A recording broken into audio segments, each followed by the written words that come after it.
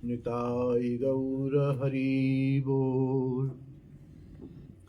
देव समीर बिहारी की जय, सप्त देवालय की जय, गिरिराज महाराज की जय, तुलसी महारानी की जय, ब्रजरज रानी की जय, यमुना रस रानी की जय, हमारे गुरु स्थान श्री श्रृंगारवट की जय।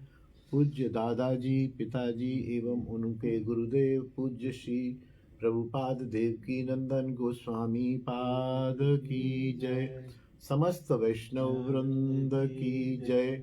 अपने अपने गुरुदेव की जय। जय जय श्री राधे श्याम। गुरु गोविंद कृपा से श्री राधे। आइए कुर्सी पर बैठ जाइए। जय हो जय हो। गुरु गोविंद कृपा से अनेक समय से सत्संग का, दैनिक सत्संग का ये क्रम चल रहा है। इधर काफी समय से डेरा गाजी खान हमारे केंद्र में था। कल भी हमने डेरा गाजी खान वाले श्री गोपीनाथ जी का विस्तृत चरित्र आस्वादन किया था। उसमें एक अंतिम बात रह गई थी, पहले उसे कह देता हूँ। जो वो मियाँ थानेदार था, जब उसने सब लोगों को, सब हिंदुओं को निकाल दिया, तो जो हिंदुओं की बस्ती थी वहाँ पर मुसलमानों ने कब्जा कर लिया। सब घर मकान तोड़ के घुस गए अंदर। अंग्रेज ऑफिसर और उसकी जो चौकी थी वो और 10-5 पुलिस वाले जो भी थे वो वहाँ रह गए। अब वो वहाँ रह गए तो वो सब मुसलमान उसको धमकी दें कि बेटा तूने सब हिंदुओं को निकाल दिया, तूने काफिरपना किया, अब तेरे को यहाँ से नहीं निकलने देंगे, जिंदा तेरी लाश ही जाएगी। उसको धमका दिया। अच्छा, आक्रोश तो आक्रोश ही होता है। उस समय व्यवस्था तो बिगड़ी गई थी। आप हम सब जानते हैं कि अंग्रेज और वो मिलके उन्होंने गोपीनाथ जी मंदिर में रखा और उसकी पूरी सुरक्षा की। और उसको जब ये समाचार मिला, अच्छा कर्मचारी जी पुलिस वाले भी जो होते हैं वो भी यवन ही रहे होंगे मेरे अनुमान से, वो भी कोई एक आध इन लोगों से मिला हुआ होगा। तो वो योजना बनाए और पता चल जाए तो उन्होंने गुपचुप, अंग्रेज अधिकारी और इन्होंने गुपचुप योजना बना के अपने बीवी बच्चे या जो भी रहे होंगे या जो भी सामान रहा होगा उसको चुपचाप बिना सूचना दिए और किसी आते जाते सामान के साथ एक एक दो दो करके उनको तो निकाल दिया। और फिर ये अनाउंस कर दिया कि इन्होंने, जो थानेदार ने गड़बड़ी करी है और हिंदुओं को निकलवा दिया है, गलत काम किया है, तो इसको जो है सस्पेंड किया जाएगा। ये अंग्रेजों द्वारा फैला दिया गया और सस्पेंड करके इनको फलानी आने वाली 26 तारीख को यहाँ से इनका नौकरी से इनको अलग कर दिया जाएगा और यहाँ से इनको छुट्टी दे दी जाएगी। ये ऐसा उड़ा दिया और ऐसा उड़ गया। अब वो बीच में 4-6 दिन का जो समय था तो वो मुसलमान लोग ये पक्के हो गए कि 26 को यहाँ से इसकी विदाई होगी। ये जीप में बैठ के जैसे ही जाएगा वैसे ही 100-200 लोग हम इसको घेर लेंगे। अब वो गोपीनाथ जी की कृपा, क्योंकि गोपीनाथ जी के आज्ञा का इन्होंने पालन किया, सब हिंदुओं को बचाया, तो गोपीनाथ जी भी इस रक्षक को कैसे ऐसा होने देते। तो ऐसी बुद्धि बनी, ऐसी योजना बनी कि उन अनाउंस तो किया कि 26 को जाएगा ये, और ये 24 की रात को ही, मेरे को डेट याद नहीं है, मैं अनुमान से बता रहा हूँ, 24 की रात को ही बिल्कुल एकदम गुप्त तरीके से किसी एक अपने विश्वास पात्र पुलिस वाले को लेके, जीप में लेके या किसी भी तरह से, किसी प्राइवेट गाड़ी से या कैसे भी, ये 24 की रात ही रात में वहां से और निकल गए और निकल के जहां भी अपने सुरक्षित स्थान पे पहुंच गए। हुआ यही कि 26 को जो है धीरे धीरे सुबह से वहां पर यवनों की भीड़ इकट्ठी होने लगी। कि बोलो उसकी विदाई हो कि निकालो साले को, कहाँ है निकालो, पता वो हो तो निकले। तो गोपीनाथ जी ने वहां भी उसकी रक्षा की और वो हल्ला मच गया कि वो तो है ही नहीं, वो तो है ही नहीं, वो तो भाग गए, पता नहीं कहाँ गए, कल रात को तो थे, कल तो थे, ये तो थे, वो तो है नहीं, है नहीं, है नहीं करते हुए अंग्रेजों ने, और उन्होंने उनको किसी तरह से पहले से तैयारी भी कर रखी थी, कुछ पुलिस बल बुला रखा होगा, और वो अंग्रेज यवन जो है हाथ मलते रह गए। अन्यथा वो उसकी यदि गोपीनाथ जी रक्षा ना करें तो वो भी संकट में पड़ जाना था। गोपीनाथ जी का चरित्र हुआ, उससे पहले ललित लड़ैती जी का चरित्र हुआ, उससे पहले श्यामदास जी का हुआ, कृष्णदास जी का हुआ, गुंजा माली का हुआ। ये सब डेरा गाजी खान के ही चरित्र चल रहे थे। और कल हमने ऐसा लगा था कि अब डेरा गाजी खान वाला प्रकरण विश्राम हुआ, अब कोई नया वृंदावन के किसी मंदिर को, तो वृंदावन का एक मंदिर शाहजी का मंदिर और मीराबाई का मंदिर मैंने थोड़ा अध्ययन किया था। अचानक ही ये ग्रंथ हाथ में पड़ा और मैंने देखा कि इसमें हमारे दादाजी का विस्तृत चरित्र है जो पाठ नहीं हुआ। यद्यपि दादाजी का चरित्र पिताजी के चरित्र में आ चुका है, लेकिन फिर भी इसमें कुछ एक घटनाएं ऐसी हैं जो शायद पिताजी के चरित्र में नहीं आई थी। तो आज हम अपने पूज्य दादाजी का चरित्र श्री रघुनाथ दास जी, उनका चरित्र आस्वादन करेंगे, और जो रिपीटेशन होगा उसको मैं थोड़ा छोड़ता जाऊंगा। जो नई नई बातें हैं, नई नई चर्चा है, उसको हम श्रवण करेंगे। पिताजी ने दादाजी के लिए एक पद लिखा है, वंदो पद श्री रघुपति दास। रघुनाथ दास थे ना, तो रघुपति दास। वंदो पद श्री रघुपति दास, सरल स्वभाव शील गुण सागर, युगल लाल पद सहज हुलास। संत सेवी ब्रजनिष्ठ रसिक मति, नाम गान सेवा सुख रास। श्यामदास पितु वंश विभूषण, पायो चरण कृपा ब्रजवास। ऐसा उन्होंने पद लिखा है। और आगे बताते हैं कि आपका जन्म लगभग 1889 1889 कहते हैं शायद इसको, है ना, 89 1889 में वैष्णव वंश परिवार में हुआ। राय साहब श्री कुलीचंद जी नांगिया हकीम के आप द्वितीय पुत्र थे। श्री गोस्वामी कृष्णदास जी ने राय साहब की सेवा से संतुष्ट होकर, कुलीचंद जी की सेवा से संतुष्ट होकर उनको 4 पुत्र प्राप्त करने का आशीर्वाद दिया था। ये चारों भाई वैष्णव हुए। पिछले दिनों में हम सुन चुके हैं, ईश्वरदास, रघुनाथ दास, चांदूलाल और प्रीतम दास। ये चारों हमारे चचेरे दादा थे। सभी इधर ही आए, सभी आए। अभी उनका सबका परिवार वंश है सभी का। वंश में ऐसी रीति चली आ रही थी कि विवाह के समय गुरु धारण किया जाता था। आपके वंश गुरु, जैसे कुल गुरु होते हैं, वंश गुरु होते हैं, या ऐसा समझिए कि नाम दीक्षा जैसे होता है, भाई एक गुरु तो धारण करो तभी विवाह होगा। तो आपके जो वंश गुरु थे, श्री निताई चांद की शाखांतर्गत श्री श्यामदास जी गोस्वामी के वंशज थे। श्यामदास जी गोस्वामी जो हुए हैं, उनके पुत्र पौत्र कोई रहे होंगे, गोस्वामी थे। तो उनसे इन चारों भाइयों ने यथा समय नाम दीक्षा प्राप्त की वहां से। उस समय लगभग 8-10 वर्ष में ही विवाह हो जाते थे, और विवाह के समय दीक्षा और गुरु धारण की भी प्रथा थी। तो उस परंपरा का निर्वाह करते हुए निताई चांद की परंपरा में ही आपने नाम दीक्षा ली। किंतु उस समय क्योंकि सब जानते थे कि ये छोटे 10-12 साल के बालक हैं, तो मंत्र आदि भी नहीं दिया जाता था, शुद्धि अशुद्धि का विचार नहीं कर पाएंगे। लेकिन एक परंपरा है कि बिना गुरु धारण किए विवाह भी कैसे होगा, तो नाम दे दिया और कोई साधन भजन उपासना मंत्र आदि कुछ नहीं दिया गया और अवस्था भी ऐसी न थी, तो उनसे नाम लेके गुरु धारण हो गया अपनी परंपरा का और इनका विवाह हो गया।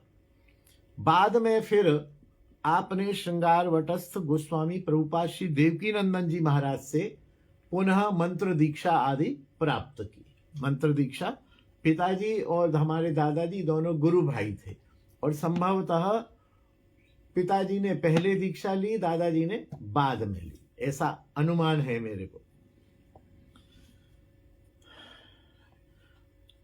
उन गुरुदेव ने नाम तो दिया ही, कोई विशेष उपासना विषयक, सदाचार विषयक, मंत्र विषयक इस प्रकार की शिक्षा आदि नहीं दी।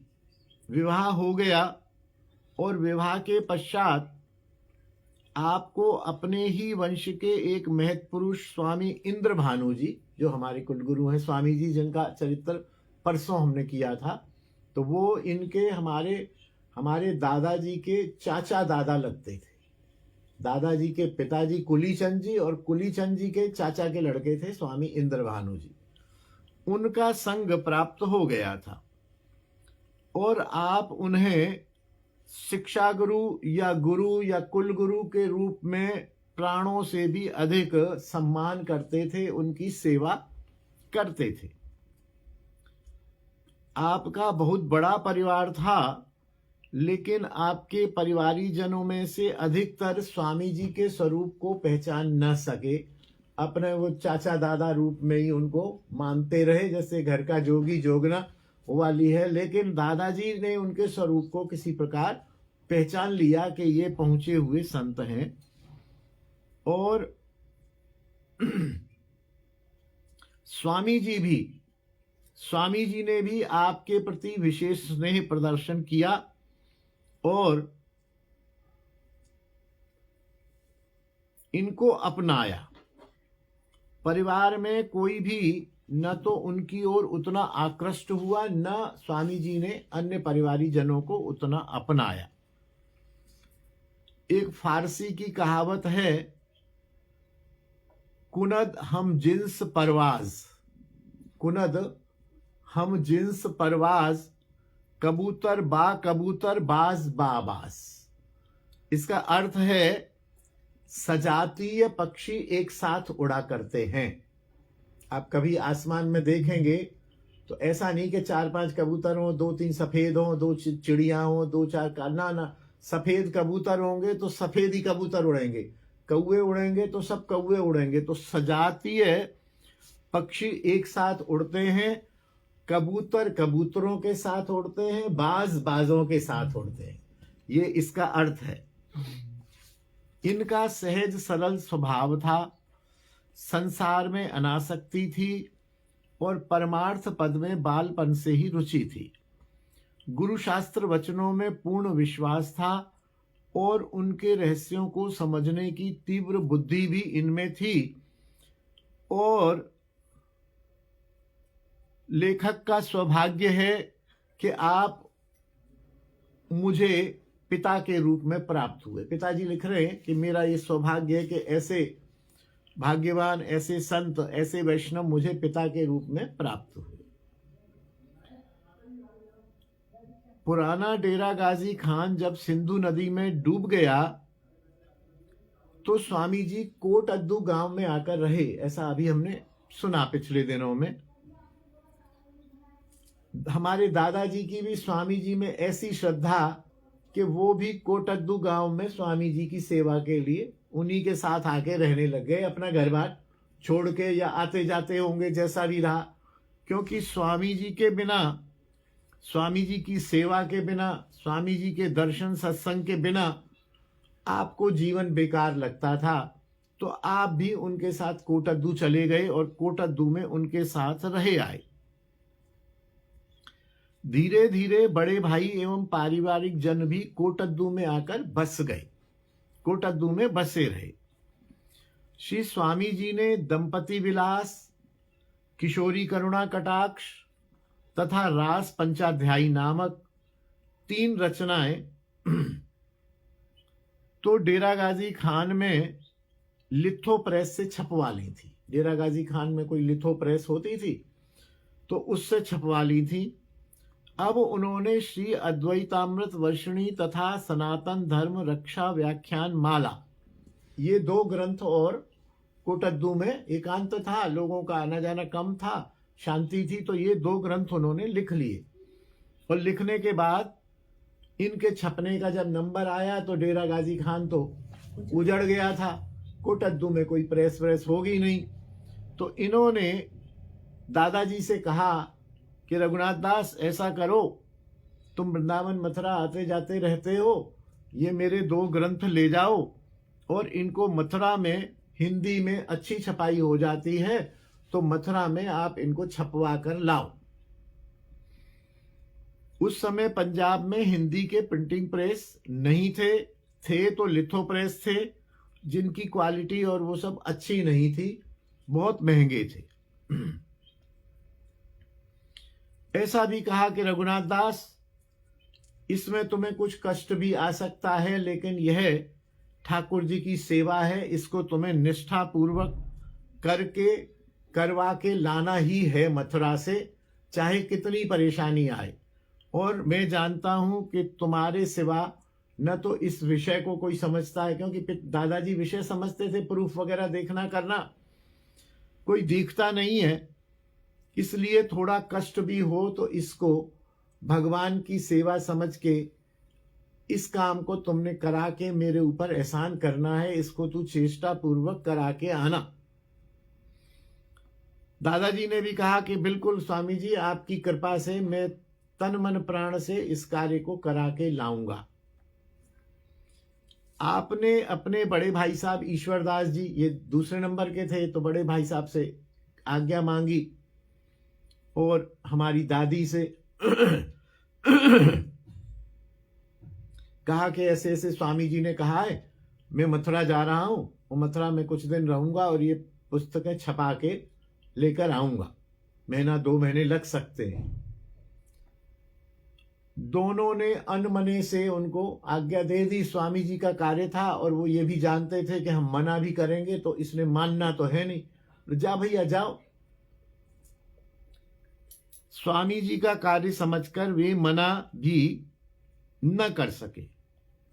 हमारी दादी जी से भी उन्होंने शीघ्र लौटाने का कहा और एक छोटी सी लड़की के साथ उसे घर पर छोड़कर वृंदावन चले आए।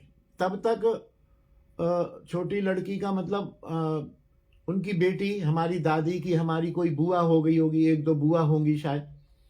पिताजी का जन्म नहीं हुआ था उस समय, ऐसा लग रहा है। तो ये उनको छोड़ के और बोले तू ध्यान रखना बच्चों से और मैं आता हूं। आपने अच्छा, स्वामी जी से आपने मूल कॉपियां ली और स्वामी जी ने इनको उपयुक्त धनराशि दी कि ये इतने पैसे तुम ले जाओ, शायद इतने में काम हो जाएगा।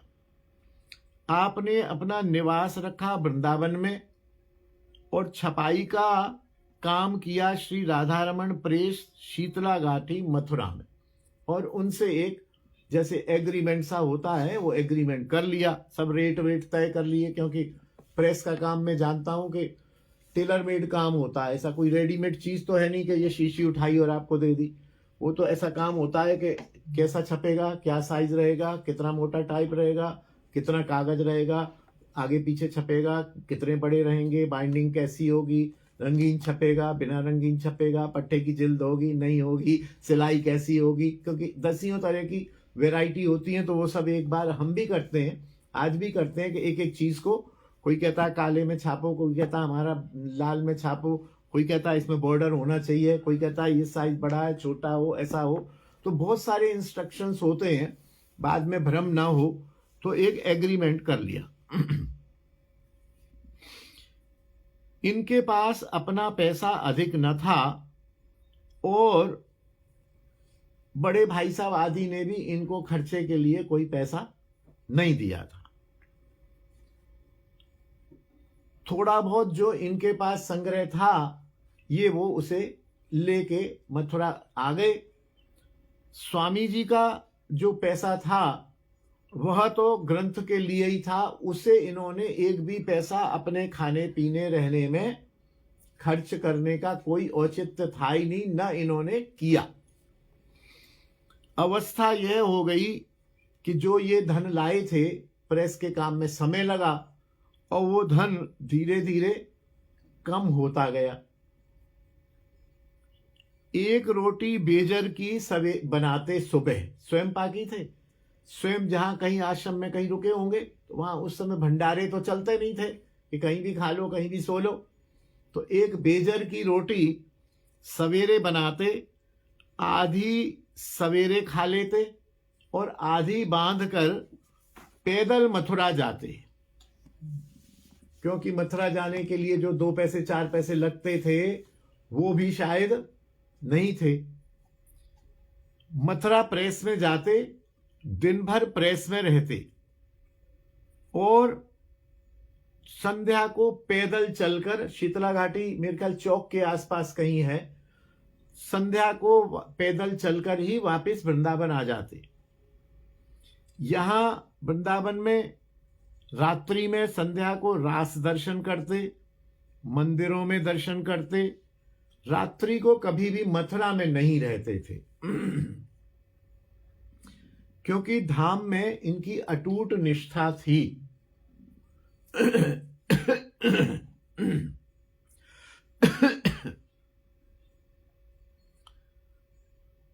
धाम में अटूट निष्ठा थी और ऐसा आज भी धारणा है कि हम यदि वृंदावन में रहते हैं और वृंदावन से कहीं चले जाएं और रात तक लौट आएं तो धामवास अखंड ही माना जाता। यदि रात्रि आप दिल्ली में रह गए तो धामवास टूट गया।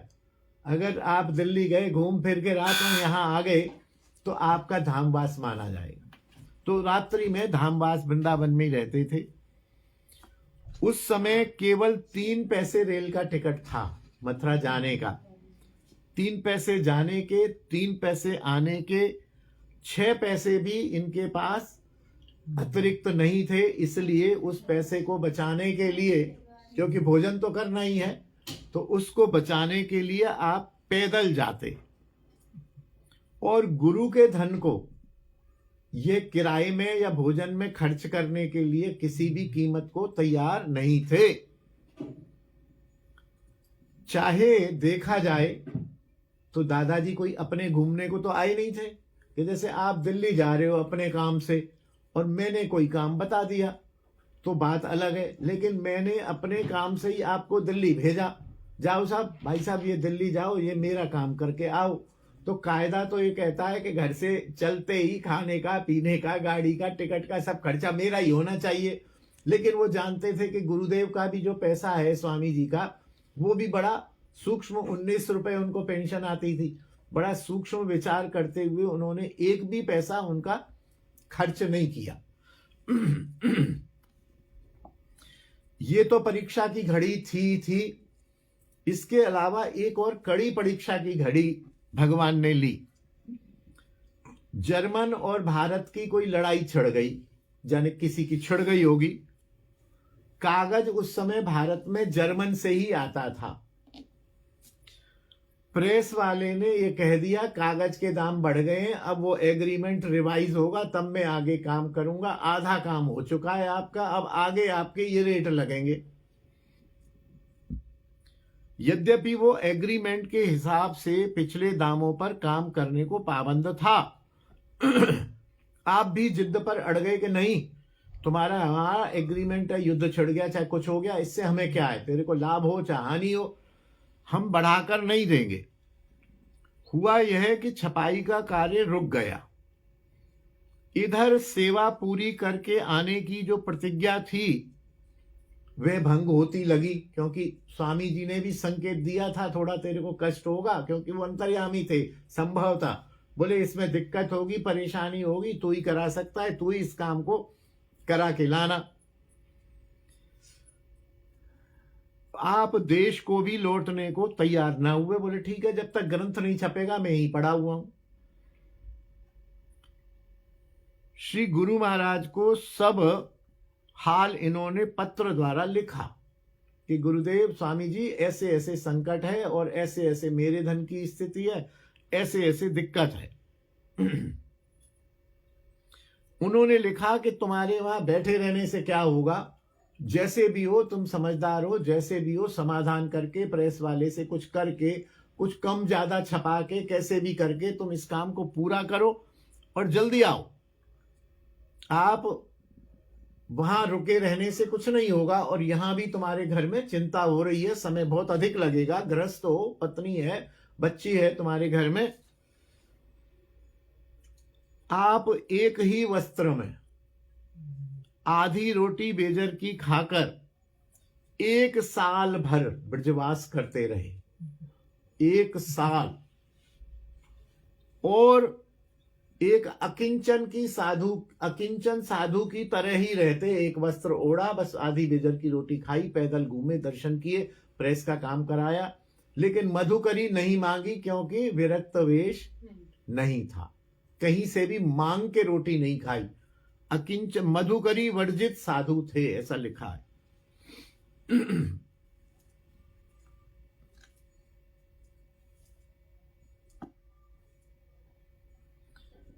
अंत में चौक वाले मिश्र श्री पूर्ण प्रसाद जी कोई होंगे, उन्होंने कहा रघुनाथ दास तुम चिकित्सक हो, हकीम हो, भूखे मर रहे हो, समय भी है, संकट भी है, तुम यहां थोड़ी सी चिकित्सा शुरू करो, रोगियों को देखो, रोगी तो सब जगह होते हैं। आपने यहां उस समय चिकित्सा का कार्य भी किया, लेकिन आप ब्राह्मण, गोस्वामी, सफाई कर्मचारी, नाई आदि शूद्रों से कभी भी दवाई के पैसे नहीं लेते थे। मुख्य ये था कि चलिए किसी बहाने से मुझे सेवा मिल गई। अपने नियम, अपने नगर डेरा गाजी खान में भी आपका यही नियम था, वहां भी नहीं लेते थे पैसे। यहां ब्रज में इस नियम का उल्लंघन कैसे हो सकता था?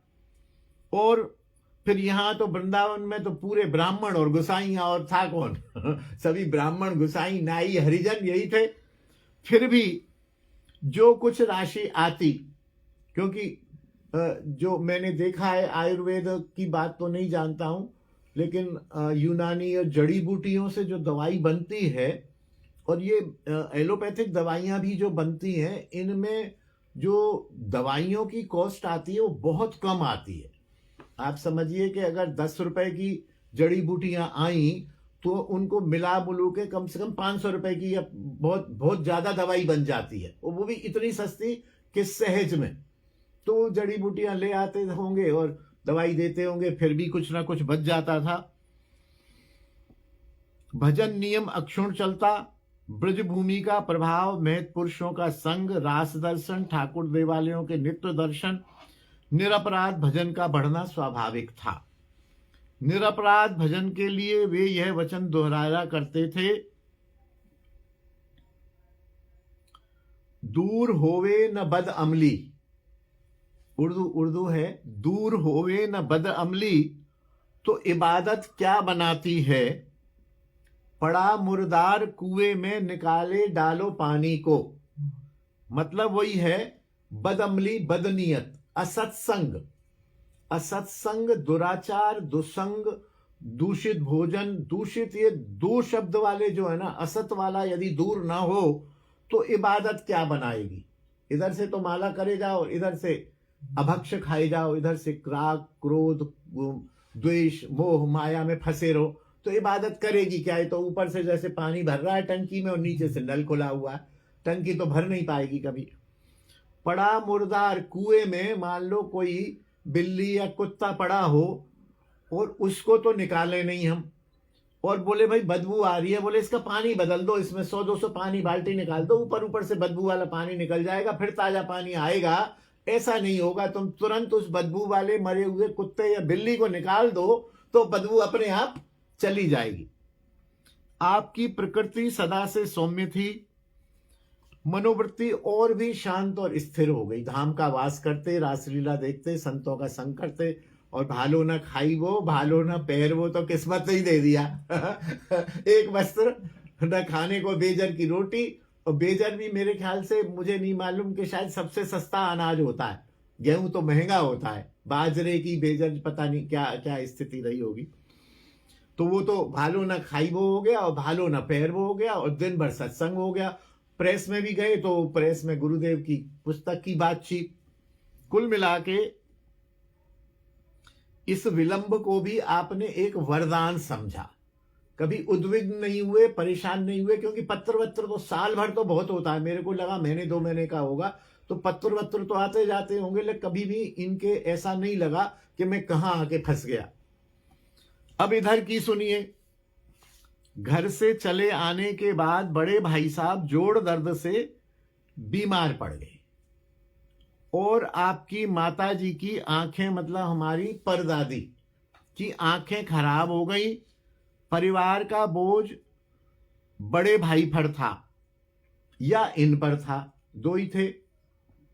दूसरे भाई छोटे थे, वे पढ़ते थे। चारों भाई संभवतः अब समझ आ रहा है कि चारों भाई एक साथ रहते थे। हमारे दादाजी ईश्वरदास जी, चांदूलाल जी, प्रीतम दास जी, नीचे वाले दोनों पढ़ते थे। ईश्वरदास जी और रघुनाथ दास जी, हमारे दादा और ताऊ दादा, घर गृहस्थी संभालते थे। उसमें से ये तो चले आए साल भर से, और बड़े वाले ताऊ जी जो है वो बीमार पड़ गए, माता की आंखों की रोशनी चली गई। घर से पत्र पर पत्र डाले कि तुम जैसी भी स्थिति हो लौट आओ। इन्होंने एक ही जवाब दिया कि जब तक ग्रंथ नहीं छप जाता अथवा स्वामी जी मुझे स्वयं लौटकर आने का, अधूरा काम छोड़ के लौटकर आने का आदेश नहीं देते, तब तक मैं नहीं आ सकता। परिस्थिति ऐसी बन गई कि ना ये आने को तैयार, घर की स्थिति बिगड़ गई। हमारी दादी जी और उनकी एक बिटिया, वे ये कोटद्दू में थे उस समय। कोटद्दू की बात कहिए ना, कि कोटद्दू चले आए, भाई भी चले आए। तो ये हमारी दादी जी और हमारी एक बुआ बच्ची थी, जो वो वहां से जैसे देखा कि व्यवस्था नहीं है, संकट है, क्लेश होने लगे होंगे अवश्य। और एक ये भी कि ये चला गया यहाँ से छोड़ के, वो स्वामी जी, कई बार हम लोगों को भी लगता है कि बाबा जियों के चक्कर में लग गए हैं, घर गृहस्थी देखनी चाहिए, स्वामी जी ने कह दिया तो स्वामी जी को क्या है, स्वामी जी जैसा खुद बाबा जी ऐसे इसको बाबा जी बना दिया, ऐसे कहा जाता है। होता ही है, क्योंकि असंतुलन हो गया था, असंतुलन हो गया था, परिवार बिगड़ रहा था। तो हमारी दादी जी अपनी बेटी को लेके अपने मायके आ गई, डेरा गाजी खान में छोड़े आई। वहां जब पति नहीं है तो जेठ देवर के साथ क्या रहना, क्या करना, वो अपने यहां मायके में आ गई। 1 साल हो गया। तब स्वामी जी ने इन्हें पत्र लिखा कि अब तुम जैसी भी परिस्थिति है जल्दी से लौटकर आ जाओ। स्वामी जी भी कोटद्दू से इस बीच नए डेरा गाजी खान में आ गए थे। आप यहां से पहले कोटद्दू अपनी मां और भाई के पास गए, वहीं इनकी पत्नी हमारी दादी भी वहीं थी। आपके तन पर परिधान में एक अंगोछा था, शरीर पर एक अंगोछा था, एक पोटली थी जिसमें एक आध बर्तन था। माता और भाई, बड़े भाई और माता ने इन्हें घर में घुसने से मना कर दिया। बोले भाग जाओ स्वामी जी के पास, अब आयो तुम साल भर बाद, हालत देखिए अपनी, कपड़े कहाँ हैं, सामान कहाँ है, निकल जाओ यहां से, हमारे घर में नहीं हो। तेरी बीवी भी भाग गई है, तेरी लड़की भी भाग गई है, तेरे को जहां जाना है वहां जा, हमारे घर में तेरा कोई स्थान नहीं है। आप शांत रहे, कुछ भी नहीं बोले, और वहां से उसी हालत में, उसी वेशभूषा में डेरा गाजी खान पहुंचे। स्टीमर चलता था, वहां से 10 मील पर शहर था, टांगे इक्के जाते थे। किसी तरह से स्टीमर से 5-6 बजे चलकर आप वहां उतरे और 10 मील पैदल चलकर ससुराल में रात को 10 बजे पहुंचे। रात को 10 बजे अपनी ससुराल में पहुंचे। इनको था कि पत्नी और मेरी बेटी वहीं है। असमय बिना सूचना वहां पहुंचे ससुराल में, और शरीर बिल्कुल पतला कमजोर हो गया था, नंगे धड़ंगे, एक गमछा नीचे बांधा था और एक गमछा ऊपर। वो व्यक्ति कौन के प्रतिष्ठित हकीम, नगर का प्रतिष्ठित व्यक्ति, आधा ही शरीर आधा रह गया। रात्रि का समय था। पहले तो घर वाले पहचाने नहीं, कौन हो बाबा, कौन हो तुम, कहाँ हो? अरे बोले मैं रघुनाथ। रघुनाथ। तो हमारी दादी भगी हुई आई, बेटी भगी हुई आई। खैर ससुराल था, दामाद था, तो वो तो फटकार नहीं सकते थे, तो उन्होंने ठीक है आओ आदर सहित उनको धीरज दिया, और हमारी दादी भी रोई, इनके भी आंसू आए। किसी भी तरह से घर में ये बैठे,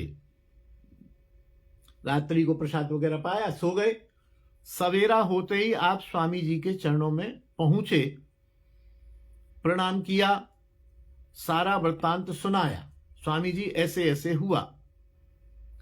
स्वामी जी ने वस्तु स्थिति को समझा, यानी प्रेस वाला पुराने दाम पर काम नहीं कर सकता, उसे बहुत घाटा होता है।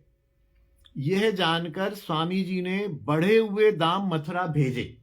वहां पहुंचने पर जब सब समझ आ गई बात, फिर कितना फर्क है कि ये 200 में तय हुआ था, ये वो 80 रुपए और मांगता है, या जो भी रहा होगा, तो स्वामी जी ने उसको 80 रुपए प्रेस वाले को मनी ऑर्डर से या कैसी भी भेज दिए।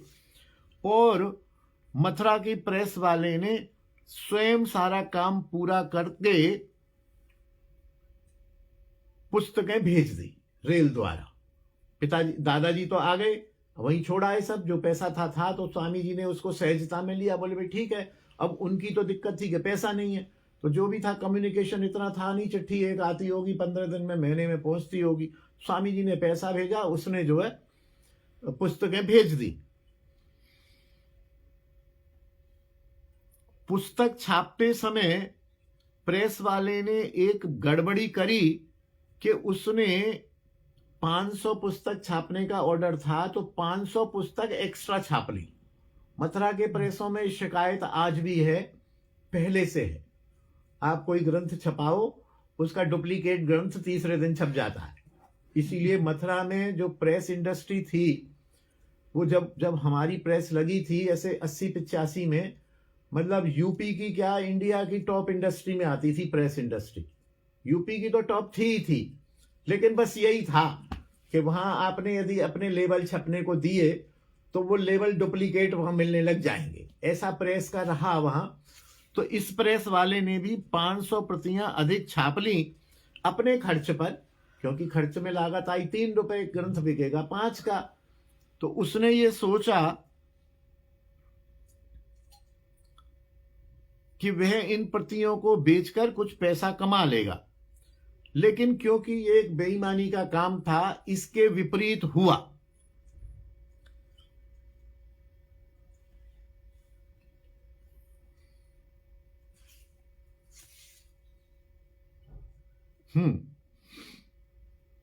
फिर पिताजी लिखते हैं कि लगभग 34 वर्ष बाद जब हम आए विभाजन के बाद, तो अपने पिताजी दवा बनाते थे यूनानी, तो वो शीशियों के लेबल छपाते थे, अपनी प्रेस तो थी नहीं उस समय तक। तो बोले एक दिन मैं उस प्रेस में लेबल छपाने गया, तो लेबल छपाने गया और जब उस बात करी तो बोले अरे बहुत गड़बड़ी हो गई हकीम जी, आपके पिताजी आए थे, हमने बेईमानी करी, आपके पिताजी तथा स्वामी जी से हमने धोखा किया।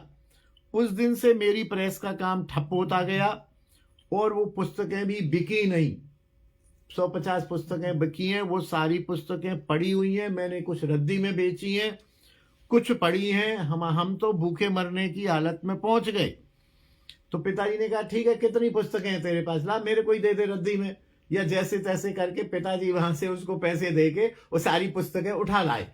और पिताजी ने उन पुस्तकों को, क्योंकि वृंदावन में थे और वृंदावन में जो दूसरे अपने वहां के डेरा गाजी खान के स्वामी जी के सेवक वगैरह जो भी थे, वो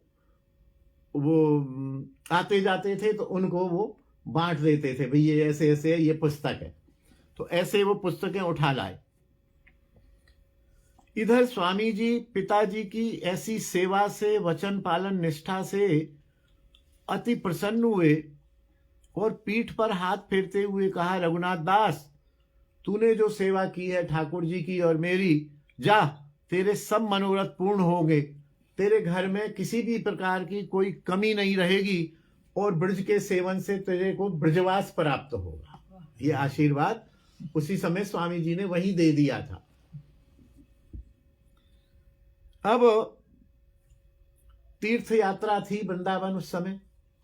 तीर्थ यात्रा करके घर में लौट आने पर अपने बांधव को 1 रुपया नारियल एवं फूल माला बंधु रिश्तेदार आदि देते थे। ऐसी उस समय की प्रथा थी। कोई वृंदावन गया, लौट के आया, तो भाई इसको 1 रुपया दो, 1 नारियल दो, फूल माला दो, कोई वस्त्र उपहार देने की शैली थी।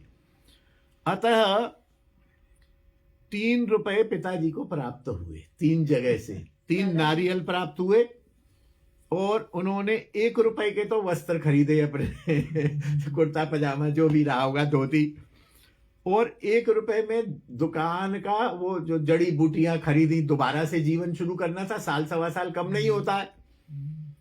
और 1 रुपए में घर का सामान लिया, आटा दाल वगैरह लेके इन्होंने अपनी गृहस्थी को दोबारा से बसाना शुरू किया, संसार का कार्य चालू किया।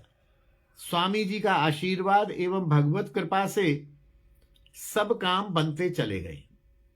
पैसे की रत्ती भर भी कमी न रही। आप अलग प्रैक्टिस करने लगे। पहले तो ईश्वरदास और ये दोनों साथ बैठते रहे होंगे, अब इन्होंने नया अपना नई दुनिया बसा ली। ये खुद बैठते थे और ये कुशल हस्त चिकित्सक प्रसिद्ध हो गए। कर्कश वचन एवं क्रोध तो इनमें सारा जीवन किसी ने देखा ही नहीं था। बड़े सौम्य थे। जब तक आप चिकित्सा कार्य करते थे, परोपकार भावना से करते थे, रोगी की सेवा की भावना होती थी, सबसे शिष्ट व्यवहार होता था और पैसा सेकेंडरी था। हम लोग व्यापार करते हैं इसलिए कि पैसा कमाएंगे, लेकिन चिकित्सा का व्यापार नहीं है, अब बन गया है। चिकित्सा का यह है कि मैं रोगी की सेवा करूंगा, पैसा तो मेरे को मिल ही जाएगा।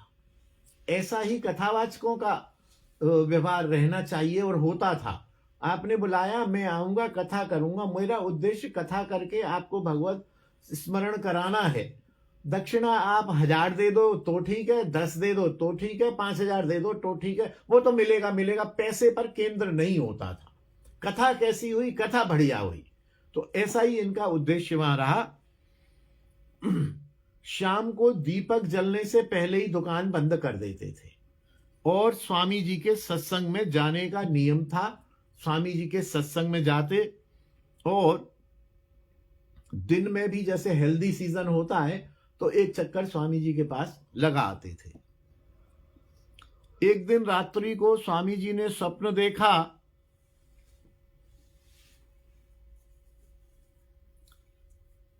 कि आपका लड़का, वो गोपीनाथ जी जो पिताजी के जन्म की कथा है वही है कि वहां बड़ी भारी भीड़ है और एक कोई व्यक्ति कपड़े की रस्सी से मारकर हटा रहा है।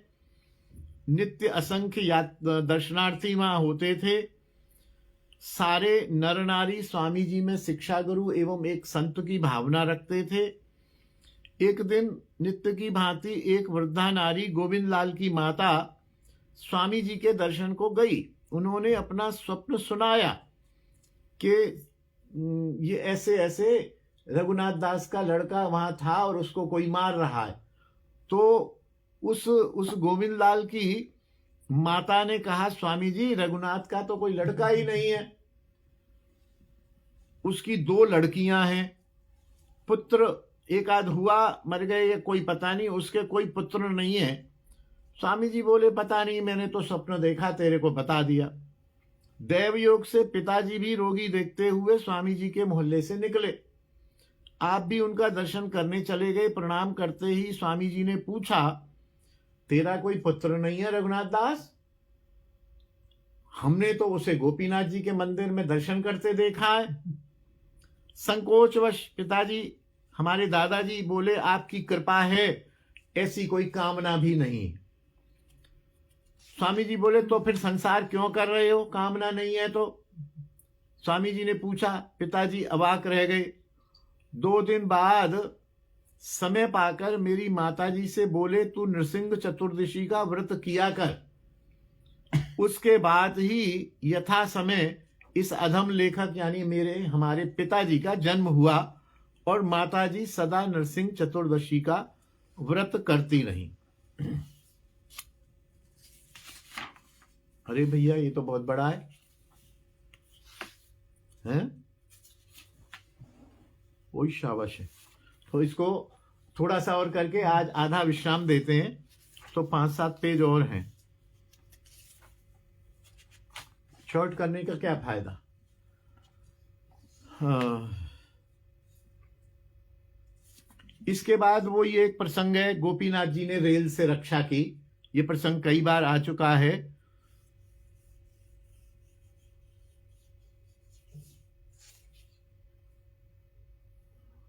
वो वही प्रसंग है कि थक गए थे, सामने वाली पटरी पर जा बैठे, उस पर रेल आई तो वो रेल की धुरी यहां से टकराई और साक्षात गोपीनाथ जी ने पिताजी का हाथ पकड़ के उधर फेंक दिया। इधर में जो रेल में सब लोग थे वो समझते थे कि गए हो गया काम, लेकिन ये सामने आ गए और इन्होंने साक्षात अनुभव किया। सबने ही अनुभव किया, क्योंकि जिस डिब्बे में ये थे उसके बगल वाले डिब्बे में ही गोपीनाथ जी भी यात्रा कर रहे थे। इसका वर्णन किया है। अगला है पंडित बाबा दर्शन। इस बात का उल्लेख सिद्ध पंडित बाबा रामकृष्ण दास जी के चरित्र में किया जा चुका है कि 1938 के कुंभ में मेरे पिताजी, ताऊजी आदि परिवार के लोग यहां वृंदावन में आए। कुंभ में चारों भाई पंडित बाबा के दर्शन करने गए। सब प्रणाम करके बैठ गए। पिताजी स्वाभाविक विनम्र थे, तो वे सबसे पीछे थोड़े से झिझकते हुए प्रणाम करके सबसे पीछे बैठ गए शांति से। पंडित बाबा ने पूछा कि आप लोग कहां से आए हैं भाई, कहां से आए हैं, कौन हैं आप? तो मेरे ताऊ जी कुछ उत्तर देना चाहते थे, तो बाबा ने, अरे रुको रुको, तुमसे नहीं पूछ रहा हूं, ये पीछे बैठे हैं ना, ये पिया है भाई, तुम बताओ कहां से आए हो? हमारे दादाजी की तरफ इशारा करके कहा, तुम बोलो, आगे आओ, पीछे क्यों बैठे हो, इधर आओ। जोहरी जोहरी की पहचान रखता है। पिताजी संकुचित होकर आगे आए, विनम्रता से सब बताया। पंडित बाबा बोले, तुम अपने देश में जाकर नाम संकीर्तन का प्रचार करो। पिताजी ने वहां बैठे बैठे ही हरे कृष्ण महामंत्र का उच्च स्वर से संकीर्तन करना आरंभ किया और उस संकीर्तन ध्वनि को सुनकर पंडित बाबा अति प्रसन्न हुए। उन्होंने अपनी शक्ति का संचार हमारे दादाजी में और उन सब भाइयों में कर दिया। तो वो लोग तो, हमारे दादा के जो भाई थे वो लोग तो भजन वृत्ति में अंतरंगी रहे, लेकिन जितनी सेवा इन्होंने की या पिताजी ने की वो वहां उतनी कृपा नहीं हुई। सब अपने अपने, क्योंकि धाम छोड़ के सब लोग, कोई दिल्ली, कोई गुड़गांव, कोई कहीं गए। इसके बाद जब आप वृंदावन से लौट कर गए तो एक इनके मन में एक संकल्प उठ गया कि बाबा ने आज्ञा करी है कि हरिनाम संकीर्तन का प्रचार करो। उन दिनों बहुत संकीर्तन का प्रचार बहुत कम था। संकीर्तन का प्रचार वैसे भी कम आज भी कम है। भागवत सप्ताह हो जाएंगी, भंडारे हो जाएंगे, लेकिन किसी से को नाम संकीर्तन कर लो ना, नाम संकीर्तन कोई नहीं करेगा। 64 महीने तो भोग हो जाएंगे, लेकिन कहो अखंड एक 12 घंटे का संकीर्तन कर लो, कोई नहीं करेगा। आज भी नहीं करेगा, पहले भी नहीं था। जहां 93% आबादी यवनों की थी और उच्च स्वर में नाम संकीर्तन करने में तो लज्जा भी आती थी। आपके मित्र थे पंडित जगन्नाथ शास्त्री, उनसे इन्होंने बात की कि ऐसे ऐसे पंडित बाबा ने हमसे कहा है संकीर्तन का प्रचार करो अपने देश में। तो उनसे मिलकर सेटिंग हो गई। बोले ठीक है यार, कोई करे ना करे, मैं और तू हम दोस्त हैं, मैं और तू कीर्तन करेंगे और तेरे घर आ जाऊंगा मैं, कभी कभी तू मेरे घर आ जाना, हम रात में 10 बजे बाद कीर्तन करेंगे।